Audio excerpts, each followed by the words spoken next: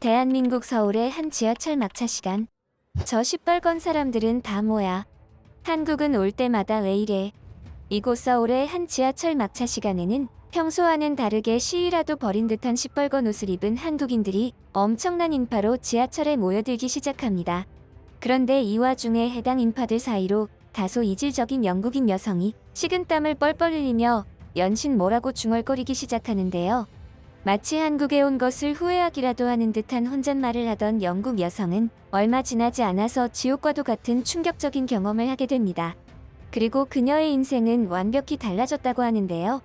도대체 그녀는 한국에서 어떠한 일들을 겪었던 것일까요? 안녕하세요. 저는 영국 옥스퍼드 대학교에 재학 중인 아이비 잭슨이라고 합니다. 오늘 많은 분에게 공개할 이야기는 숨기고 싶었던 저의 아킬레스건과도 깊은 관련이 있는 이야기입니다. 그리고 한국과도 깊은 연관이 있는 저의 인생 이야기죠. 저는 과거 한국의 음악과 드라마와 같은 문화들을 아주 사랑하는 평범한 여대생이었습니다. 저뿐만 아니라 다른 친구들도 한국을 좋아하는 친구가 많았는데, 물론 지금은 예전보다 훨씬 많이 늘어났지만 그때는 소수의 정예부대 정도로 생각하시면 될 것 같습니다. 그러다 보니 한국을 좋아하는 친구들끼리 클럽 같은 것도 만들어서 정기적으로 모여서 한국의 음악을 즐기고 한국의 드라마와 영화를 즐겼죠. 그리고 어떤 날들은 그동안 접해보지 못했던 한국의 음식들에 도전하는 이벤트를 진행하기도 했습니다. 너무나 즐거운 시간이었어요. 만약 저에게 그러한 일들이 없었더라면 저는 한국에 대한 무한한 사랑만을 지닌 채 지금까지도 그 감정을 그대로 가지고 있었을 겁니다. 한국의 문화 콘텐츠들을 즐기다 보니 어느새 친구들끼리 한국을 직접 체험하고 싶다는 이야기들까지 나오게 되었고, 우리는 결국 십시일반 돈을 모아서 한국으로 여행을 떠나기에 이르렀죠. 첫 한국 여행이었지만 우리는 오랜만에 만나는 남자친구를 만나듯 행복한 시간을 보냈습니다. 하지만 여행 막바지에 그 사달이 나버리고 말았던 것이죠. 우리는 타이밍을 잘못 잡은 듯 했습니다. 아마도 그때가 한국인들이 퇴근하는 시간이었나 봐요. 그 당시에 저는 지하철로 엄청나게 몰리는 인파들을 보며 기겁을 하며 탑승을 했죠. 그때는 지하철 안이 아주 빽빽하게 사람들로 들어차서 숨을 쉬는 것조차 쉽지가 않더라고요.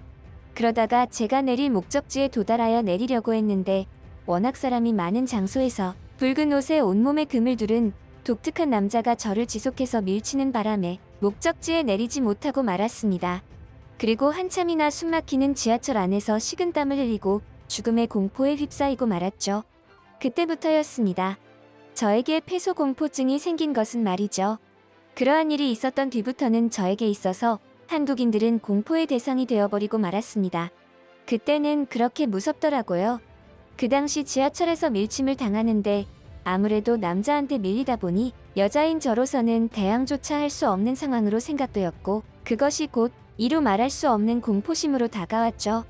물론 제가 만난 다른 한국분들은 정말 친절하고 좋았지만 유독 지하철에서의 그 경험 때문에 그런 좋은 부분들까지 희석되어 버리는 그런 상황이었습니다. 그렇게 첫 한국행은 저에게 많은 상처를 안겨주었죠. 그런 저에게 최근 들어 아주 고민되는 일이 하나 생겼습니다.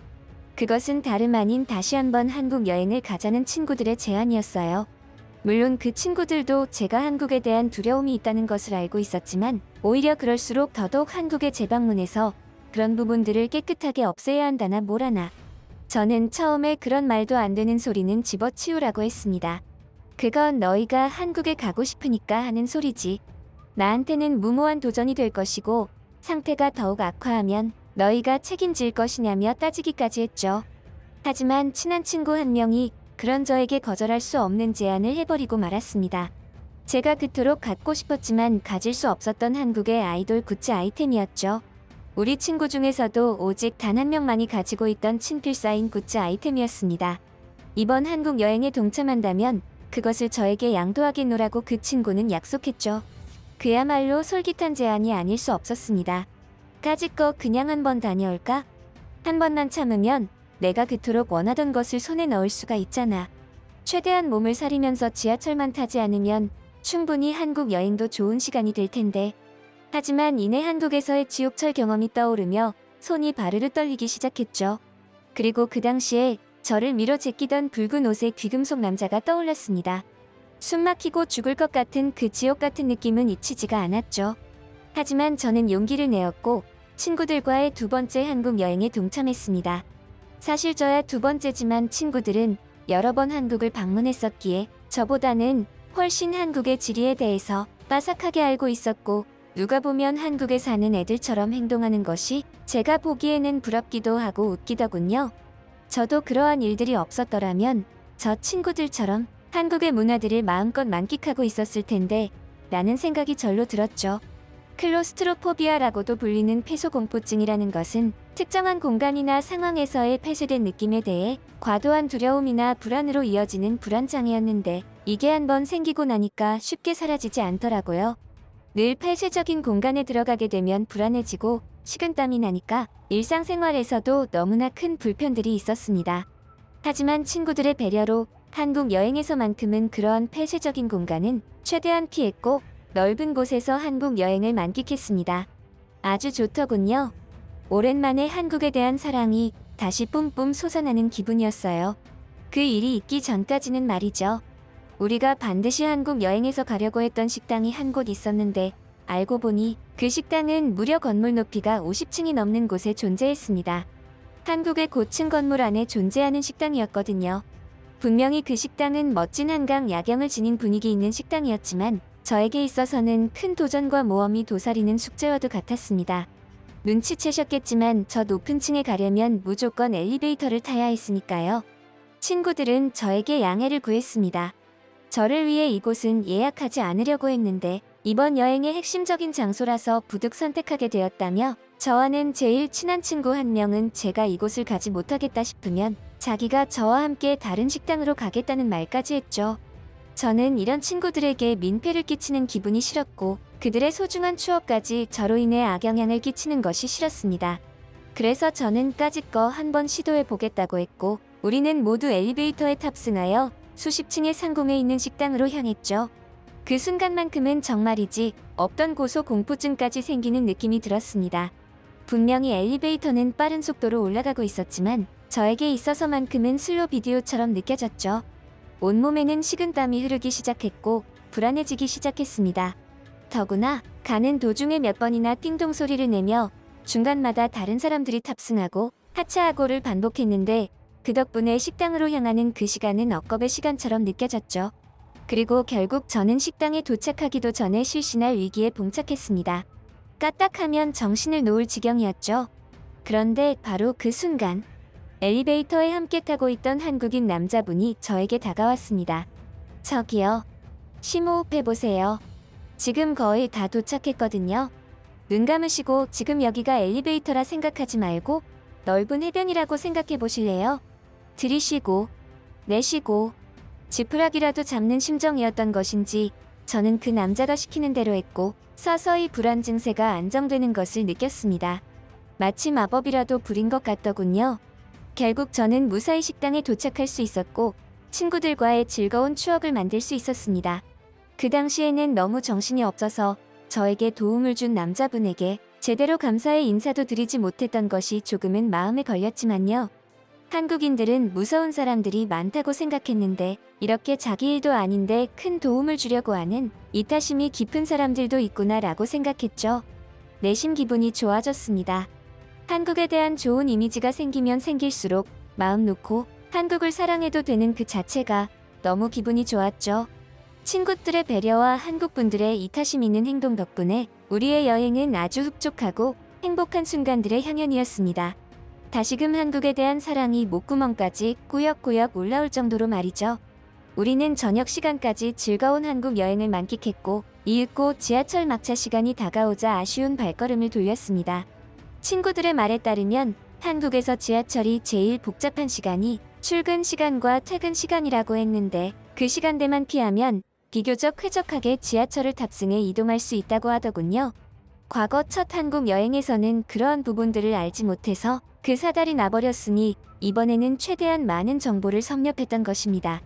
그래서 친구들의 배려에 이번에는 호텔로 가는 막차 시간을 알아두었다가 그 시간대에 이동하려고 했던 것이죠. 한국의 지하철은 독일이나 다른 유럽 국가들과는 다르게 거의 정확하게 시간을 지키거든요. 이때는 몰랐죠. 쾌적한 한국 지하철 막차 시간에도 예외가 있다는 사실을 말입니다. 막차를 타러 간 우리는 그 자리에서 얼어붙고 말았습니다. 이게 무슨 일인지 당최 이해가 가지 않았죠. 우리가 조사한 바와는 완벽히 다른 모습이 펼쳐져 있었습니다. 막차인데도 이 정도 인파라니. 오늘이 무슨 특이한 날인가? 우리가 목격한 광경은 그야말로 제 눈에는 피바다와도 같았습니다. 그리고 그때의 기억이 스멀스멀 피어올라왔죠. 온몸이 바들바들 떨리며 악몽이 떠올랐습니다. 눈앞에는 붉은 옷을 입고 있는 사람들이 떼거리로 몰려왔는데 마치 시위라도 하고 집으로 돌아가는 듯한 분위기였습니다. 그도 그럴 것이 그 사람들이 입고 있는 시뻘건 옷에는 데블이라는 문구까지 찍혀서 더더욱 저는 무서운 감정을 지울 수가 없었죠. 첫 한국 여행에서 저에게 트라우마를 안겨준 금치장을 덕지덕지 했던 그 남자가 입었던 붉은 옷과는 달랐지만 그 색깔이 저에게 주는 영향은 그에 못지않았습니다. 결국 저는 어쩔 수 없이 막차에 탑승할 수밖에 없었고 결국 그 사달이 나버리고 말았죠. 엄청난 인파에 밀려 탑승한 지하철 내부에서 숨막히는 상황에 호흡곤란이 왔습니다. 그리고 결국 정신을 잃고 말았죠. 눈을 떠보니 병원이었습니다. 친구들의 말에 따르면 제가 호흡곤란이 와서 실신했었고 지하철 안에 있던 한국분들과 구조대분들 덕분에 무사히 이곳까지 오게 되었다고 했죠. 외국인인 저를 나 몰라라 하지 않고 위급한 상황에 도움을 주신 한국분들에게 너무나 감사한 마음이었습니다. 특히 시위하고 온 듯한 무서운 레드 데블 티셔츠를 입은 한국분들에게 이러한 온정이 있다는 것에 매우 놀랐죠. 하지만 그 이후로는 한국 여행이 끝나는 그날까지 지하철을 타는 것은 자제해야겠다는 다짐을 해야만 했습니다. 친구들과 저는 그 이후 아예 사람들이 많은 곳은 피하며 한적한 곳 위주로 방문하여 여행을 즐겼습니다. 친구들도 저에게 미안해하는 분위기였기에 오히려 제가 분위기를 바꾸기 위해 주도를 해야만 했죠. 저의 상태가 그토록 심한 줄은 친구들도 몰랐던 겁니다. 그래서 이렇게 한국에 같이 여행을 오자고 한 것에 죄책감을 느끼는 듯 하더라고요. 분위기를 바꾸기 위해선 한국의 맛있는 음식 탐방을 하는 것 이상의 일이 없었기에 저는 맛집 방문을 재촉했습니다. 우리가 방문한 곳은 삼계탕이라는 한국의 전통 달교리 음식점이었는데 그 맛이 아주 깔끔하고 깊어서 영국으로 돌아가면 또 생각날 것만 같은 그런 훌륭한 음식이었습니다. 그런데 저는 이 식당에서 아주 특이한 경험을 하게 되었죠. 왠지 익숙한 모습에 어떤 한국 남자에게 연락처가 적힌 명함을 건네받은 것이었어요. 알 수 없는 의문의 말들과 함께 말이죠. 혹시 성함이? 아이비 잭슨 씨. 반갑습니다. 혹시 치료는 받고 계신가요? 클로스트로포비아는 증상을 회피하고 부정할수록 오히려 상태가 심각해집니다. 계속 내버려두면 IBC 일상생활까지 힘들게 만들 거예요. 치료할 수 없는 것이 아니니까 한번 시도해보세요. 저는 이 한국인 남자의 발언에 상당히 불쾌한 감정을 느껴야만 했습니다. 그도 그럴 것이 느닷없이 식당에서 밥을 먹다가 제가 이상한 행동을 한 것도 아닌데 저에게 다가와 정신과 치료를 받으라고 한다면 누가 기분이 좋겠습니까? 그 사람이 건넨 명함을 보아하니 정신과 병원의 의사인 것 같았죠. 저는 별일도 다 겪어보네 라는 생각을 했지만 한편으로 생각해보니 내가 아무런 이상 행동을 하지 않았음에도 나에게 폐소공포증이 있다는 사실을 눈치채고 검사까지 권하는 그 남자의 의사로서의 실력은 인정할 수밖에 없구나 라는 생각도 했습니다. 그 일이 있는 후부터 그 남자의 발언들이 계속해서 떠올랐고 어쩌면 그 남자의 말대로 저의 이러한 증상들을 고칠 수 있을지도 모른다는 희망이 생겼죠. 결국 저는 그 남자가 있는 병원에 방문했고 진료를 받았습니다. 먼저 폐소공포증을 이겨내려면 단계적으로 노출해줘야 하는 전략이 필요합니다. 공포를 불러일으키는 상황에 점차 노출되어 더 나은 대처 방법을 습득해야 하죠. 처음에는 덜 폐쇄적인 상황부터 시작해서 차츰 어려운 상황으로 나아가는 것이 중요합니다. 평소에는 깊은 호흡법과 명상을 통해서 마인드를 컨트롤해주는 것이 필요하고요. 제가 자료를 드릴 텐데 폐소공포증에 대한 정보와 교육 내용에 관한 것입니다. 자신이 겪고 있는 문제에 대해서 제대로 파악하는 것이 결국 그것을 이겨낼 힘을 기르는 것이죠. 여기까지 오시는데 많은 고민과 힘든 결심이 필요하셨을 겁니다. 하지만 나중에는 정말 잘한 선택이라고 생각하실 거예요. 그런데 진짜 저 기억 안 나세요? 우리 구면인데 63빌딩에서 알고 보니 이 남자는 63빌딩 엘리베이터에서 저에게 도움을 주었던 바로 그 남자분이었습니다. 순간적으로 뭐 이런 인연이 있나 싶어서 소름이 쫙 돋더군요. 반갑기도 했고요. 그때 참아드리지 못한 감사의 인사를 이제야 제대로 할 수 있었으니까요. 과연 그분은 명이셨습니다. 그분 덕분에 저는 온전히 그 트라우마를 극복할 수 있었죠. 그분이 저에게 권했던 치료 방법들은 아주 전략적인 방법들이어서 저뿐만 아니라 저와 같은 증상을 겪고 있으신 다른 분들에게도 분명히 도움이 될 것이라는 생각이 들었습니다. 한국인들은 제가 생각했던 것 이상으로 훨씬 온정있고 자상하다는 것을 다시금 깨달았죠. 지금은 영국으로 돌아와 저의 일상을 만끽하고 있습니다. 그리고 요즘에는 제가 먼저 친구들을 선동하여 한국 여행을 가자고 꼬드기는 상황이죠.